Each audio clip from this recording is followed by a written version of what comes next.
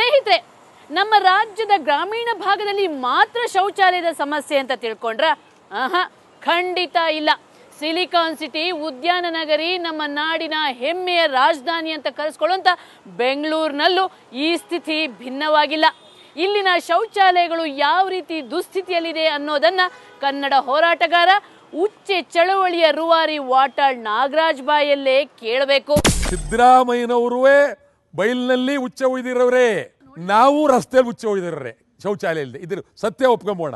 ಮಂತ್ರಿಗಳೆಲ್ಲರೂ ರಸ್ತೆಯಲ್ಲಿ ಉಚ್ಚೆ ಊದಿರೋರೆ, ಶಾಸಕರೆಲ್ಲರೂ ರಸ್ತೆಯಲ್ಲಿ ಉಚ್ಚೆ ಊದಿರೋರೆ, ಅಧಿಕಾರಿಗಳೆಲ್ಲರೂ ಉಚ್ಚೆ ಊದಿರೋರೆ, ವಕೀಲರು ಉಚ್ಚೆ ಊದಿರೋರೆ, ನ್ಯಾಯಾಧೀಶರು ಉಚ್ಚೆ ಊದಿರೋರು. ಆದರೆ ಈಗ ಮಾತ್ರ ಅವರು ಬಹಳ ಗಂಭೀರವಾಗಿ ಇದ್ದಾರೆ. ಪ್ರತಿಯೊಬ್ರು ಒಂದಲ್ಲ ಒಂದ್ಸಲ ಕೆಟ್ಟ ಶೌಚಾಲಯದ ಹಿಂಸೆಗೆ ತುತ್ತಾದವ್ರೆ.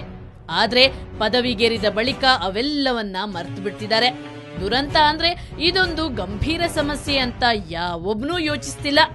ತಾವು ರಾಜ್ಯದಲ್ಲಿ ಪ್ರಪ್ರಥಮ ಬಾರಿಗೆ ಪ್ರಾರಂಭಿಸಿರೋ ಉಚ್ಚೆ ಚಳವಳಿಗೆ ಯಾರಿಂದಲೂ ಬೆಂಬಲ ಸಿಗ್ತಿಲ್ಲ ಅನ್ನೋ ನೋವು ಹಿರಿಯ ಕನ್ನಡ ಹೋರಾಟಗಾರ ವಾಟಾಳ್ ನಾಗರಾಜ್ ಅವರದ್ದು. ಈ ಮೂತ್ರ ವಿಸರ್ಜನೆ ಶೌಚಾಲಯ ಇದೆಯಲ್ಲ, ಇದು ಜಾತಿಯಲ್ಲದೆ ಇರತಕ್ಕಂಥ ಹೋರಾಟ. ಅನೇಕ ವಿಶ್ವವಿದ್ಯಾನಿಲಯಗಳು ಅವರು ಇದರ ಬಗ್ಗೆ ಗಮನಿಸಲಿಲ್ಲ, ಮಹಾಬುದ್ಧಿಜೀವಿಗಳು ಅವ್ರಿಗೂ ಗಮನಿಸಲಿಲ್ಲ, ಮತ್ತು ಸಾಹಿತಿಗಳು, ಬರಹಗಾರರು ಅವ್ರಿಗೂ ಗೊತ್ತೇ ಇಲ್ಲ. ಇದು ಅವ್ರಿಗೆ ಸಮಸ್ಯೆನೂ ಇಲ್ಲ, ಅವ್ರ ಸಮಸ್ಯೆನೂ ಇಲ್ಲ, ಅವ್ರಿಗೆ ಅನ್ಸೋದೇ ಇಲ್ಲ, ಸಮಸ್ಯೆ ಇಲ್ಲ, ಅವ್ರಿಗೆ ಅನ್ಸೋದೇ ಇಲ್ಲ. ಬರೀ 450 ಟಾಯ್ಲೆಟ್ಸ್. ನಮ್ಮ ರಾಜಧಾನಿ ಬೆಂಗಳೂರನ್ನ ನಾವು silicon city, high tech city, clean city ಅಂತೆಲ್ಲ ಕರೀತೀವಿ. ಆದ್ರೆ ಈ ಮಹಾನಗರಕ್ಕೆ ಇರೋದೆಷ್ಟು ಪಬ್ಲಿಕ್ ಟಾಯ್ಲೆಟ್ ಗೊತ್ತಾ? ಬರೀ 450.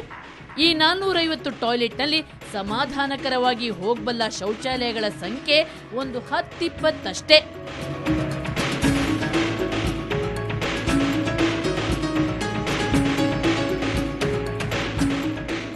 ನಾಚಿಕೆಗೇಡಿನ ವಿಚಾರ ಅಂದ್ರೆ ರಾಜ್ಯದ ಶಕ್ತಿ ಕೇಂದ್ರ ವಿಧಾನಸೌಧದ ಸುತ್ತಮುತ್ತಲೇ ಸಾರ್ವಜನಿಕ ಶೌಚಾಲಯಗಳಿಲ್ಲ. Shem Shem. ರಾಜಭವನದಿಂದ ಹೊರಟು ವಿಧಾನಸೌಧ, ಹೈಕೋರ್ಟ್ ದಾಟಿ ಲಾಲ್ಬಾಗ್ ಬರ್ತಾ ಇದೀವಿ. ಎಲ್ಲಿದೆ ಶೌಚಾಲಯ? ಇಲ್ಲ. ಕಬ್ಬನ್ ಪಾರ್ಕ್ 2 ಕೆಟ್ಟಿದೆ, 2 ಅಲ್ಲಿ ನೀವು ನಾಮಫಲಕ ಹಾಕಿದಿರಿ. ಮೂತ್ರ ವಿಸರ್ಜನೆ ಮಾಡಿದರೆ 500 ರೂಪಾಯಿ ದಂಡ. ಎಲ್ಲಿ ಮಾಡ್ಬೇಕಾಗದ್ರ ನಾವು? ಇಲ್ಲಿ ಮಾಡಬೇಡಿ, ಅಲ್ಲಿ ಮಾಡಿ ಅಂತ ಹೇಳಬೇಕು. ಇನ್ನು ರಸ್ತೆ, ಬಸ್ ಸ್ಟ್ಯಾಂಡ್, ಶಾಲೆಗಳಲ್ಲಿ ಸ್ವಚ್ಛವಾದ ಶೌಚಾಲಯ ಬೇಕು ಅನ್ನೋ ಚಿಂತನೆ ಒಬ್ಬನೇ ಒಬ್ಬ ಮಂತ್ರಿಗಿಲ್ಲ. Shem Shem. ಶೌಚ ಇಲ್ಲದ ಆಯವ್ಯಯ. ನಮ್ಮ ಮುಖ್ಯಮಂತ್ರಿಗಳೆಲ್ಲ ಲಕ್ಷ ಕೋಟಿ ರೂಪಾಯಿ ಬಜೆಟ್ ಮಂಡಿಸಿದ್ದೇನೆ ಅಂತ ಎದೆಯುಬ್ಬಿಸಿ ಹೇಳ್ತಾರೆ. ಆದ್ರೆ ಅವರ ಲಕ್ಷ ಕೋಟಿ ಆಯವ್ಯಯದಲ್ಲಿ ಟಾಯ್ಲೆಟ್ಗೆ ಜಾಗವೇ ಇರಲ್ಲ. ಶೌಚಾಲಯಕ್ಕಾಗಿ ಪ್ರತಿ ವರ್ಷ ಇಷ್ಟು ಹಣವನ್ನು ಬಿಡುಗಡೆ ಮಾಡ್ತಾ ಇದ್ದೀವಿ. ಇದಕ್ಕೆ ಶೌಚಾಲಯಕ್ಕಾಗಿ ಒಂದು ವಿಶೇಷವಾದಂಥ ಕಾರ್ಯಕ್ರಮ, ಇದಕ್ಕೊಂದು ಪ್ಯಾಕೇಜ್ ಇದೆಲ್ಲ ಮಾಡಿದ್ದೀವಿ ಅಂತ ಹೇಳಿ ಶುರು ಮಾಡಬೇಕು. ಇದನ್ನು ಸಮರೋಪಾದಿಯಲ್ಲಿ ಶುರು ಮಾಡಬೇಕು. ಇದಕ್ಕೆ 100 ಕೋಟಿ 200 ಕೋಟಿ ಸಾಕಾಗೋದಿಲ್ಲ.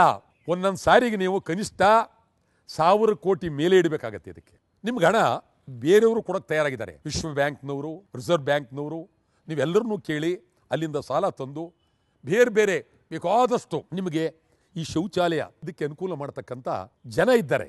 ಸ್ವಾತಂತ್ರ್ಯ ಬಂದು ಇಷ್ಟು ವರ್ಷ ಆಗಿ ನಮಗೆ ಶೌಚಾಲಯ ಇಲ್ಲ ಅಂದ್ರೆ ಒಟ್ಟಾರೆ ಬಡವರ ಸಂಡಾಸ್ ಹಣ ತಿಂದು ಪಂಚಾಯಿತಿ ಅಧಿಕಾರಿಗಳು ಕೊಬ್ಬಿದ್ದಾರೆ.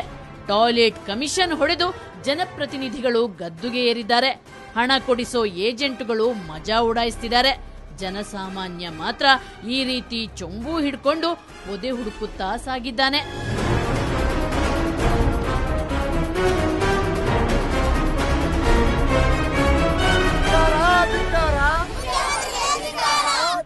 ಈ ಜನರ ಸಹನೆ ಕಟ್ಟೆ ಒಡೆದಿದೆ.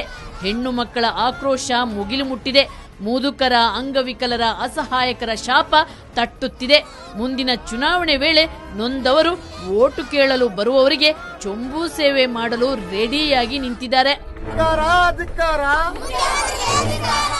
ಮುಖ್ಯಮಂತ್ರಿ ಸಿದ್ದರಾಮಯ್ಯ ಅವರೇ, ನೀವು ಜನರಿಗೆ 1 ರೂಪಾಯಿಗೆ ಅಕ್ಕಿ ಕೊಟ್ಟಿದ್ದೀರಿ, ಭೇಷ್. ಆದ್ರೆ ಅದೇ ರೀತಿ ಜನರು 1 ರೂಪಾಯಿ ಕೊಟ್ಟು ಶುಭ್ರವಾದ, ಸ್ವಚ್ಛವಾದ ಶೌಚಾಲಯಕ್ಕೆ ಹೋಗಲು ಒಳ್ಳೊಳ್ಳೆ ಶೌಚಾಲಯ ಕಟ್ಟಿ. ಇದರಿಂದಾಗಿ ನಮ್ಮ ರಾಜ್ಯದ ಮರ್ಯಾದೆ, ನಮ್ಮ ರಾಜ್ಯದ ಹೆಣ್ಣು ಮಕ್ಕಳ ಮಾನ, ಅದೇ ರೀತಿ ಈ ಪುರುಷರ ಗೌರವ ಹೆಚ್ಚುತ್ತೆ. ಇದು ಇವತ್ತಿನ ಕವರ್ ಸ್ಟೋರಿ. ಮುಂದೊಂದು ಸ್ಫೋಟಕ ಸುದ್ದಿಯೊಂದಿಗೆ ಮತ್ತೆ ಶುಕ್ರವಾರ ಬರ್ತೀನಿ. ಅಲ್ಲಿವರೆಗೆ ನಿಮ್ಗೇನಾದ್ರೂ ಸಮಸ್ಯೆ ಸಂಕಷ್ಟ ಇದ್ರೆ ನಮ್ಮ ಈ ವಿಳಾಸಕ್ಕೆ ಬರೀರಿ. ಕವರ್ ಸ್ಟೋರಿ ವಿಭಾಗ ಸುವರ್ಣ ನ್ಯೂಸ್ 24/7, ನಂಬರ್ 36 ಕ್ರೆಸೆಂಟ್ ರಸ್ತೆ, ಶಿವಾನಂದ ಸರ್ಕಲ್, ಬೆಂಗಳೂರು 1. ನಮ್ಮ ಇಮೇಲ್ ವಿಳಾಸ coverstory@suvarnanews.in. ನೇರ, ದಿಟ್ಟ, ನಿರಂತರ ಸುದ್ದಿಗಾಗಿ ನೋಡ್ತಾರೆ ಸುವರ್ಣ ನ್ಯೂಸ್ 24/7.